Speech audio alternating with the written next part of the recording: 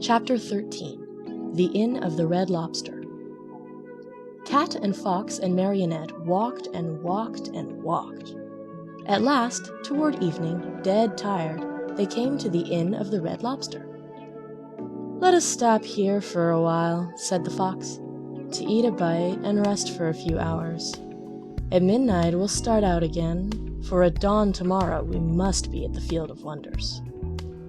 They went into the inn, and all three sat down at the same table. However, not one of them was very hungry. The poor cat felt very weak, and he was able to eat only 35 mullets with tomato sauce and 4 portions of tripe with cheese. Moreover, as he was so in need of strength, he had to have 4 more helpings of butter and cheese. The fox, after a great deal of coaxing, tried his best to eat a little. The doctor had put him on a diet, and he had to be satisfied with a small hare dressed with a dozen young and tender spring chickens. After the hare, he ordered some partridges, a few pheasants, a couple of rabbits, and a dozen frogs and lizards. That was all. He felt ill, he said, and could not eat another bite. Pinocchio ate least of all. He asked for a bite of bread and a few nuts, and then hardly touched them. The poor fellow, with his mind on the Field of Wonders, was suffering from a gold piece indigestion.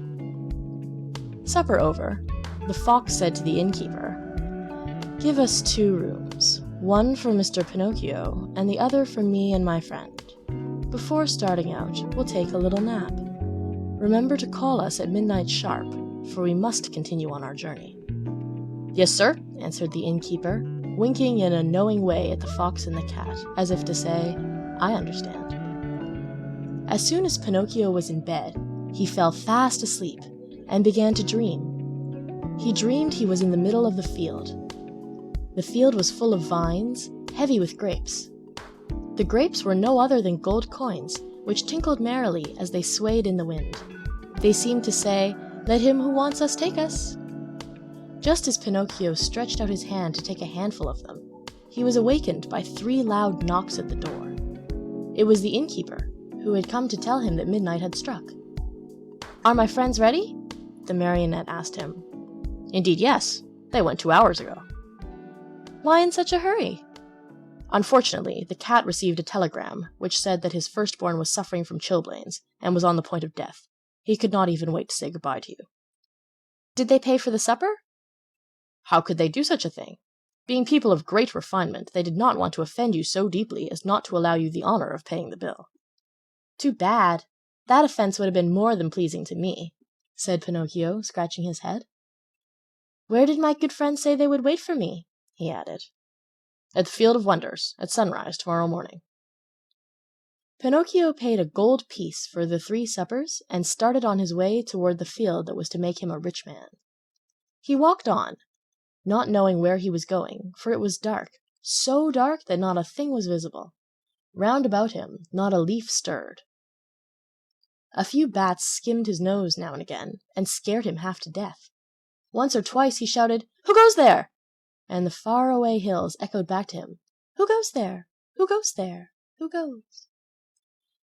As he walked, Pinocchio noticed a tiny insect glimmering on the trunk of a tree, a small being that glowed with a pale, soft light. "Who are you?" he asked. "I am the ghost of the talking cricket," answered the little being in a faint voice that sounded as if it came from a far-away world. "What do you want?" asked the marionette. "I want to give you a few words of good advice. Return home and give the 4 gold pieces you have left to your poor old father, who is weeping because he has not seen you for many a day. Tomorrow my father will be a rich man, for these 4 gold pieces will become 2,000. Don't listen to those who promise you wealth overnight, my boy. As a rule, they are either fools or swindlers. Listen to me and go home."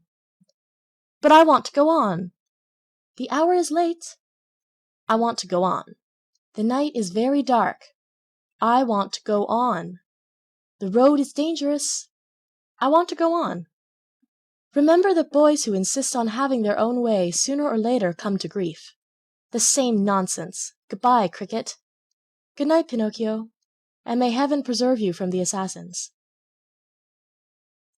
There was silence for a minute, and the light of the talking cricket disappeared suddenly, just as if someone had snuffed it out.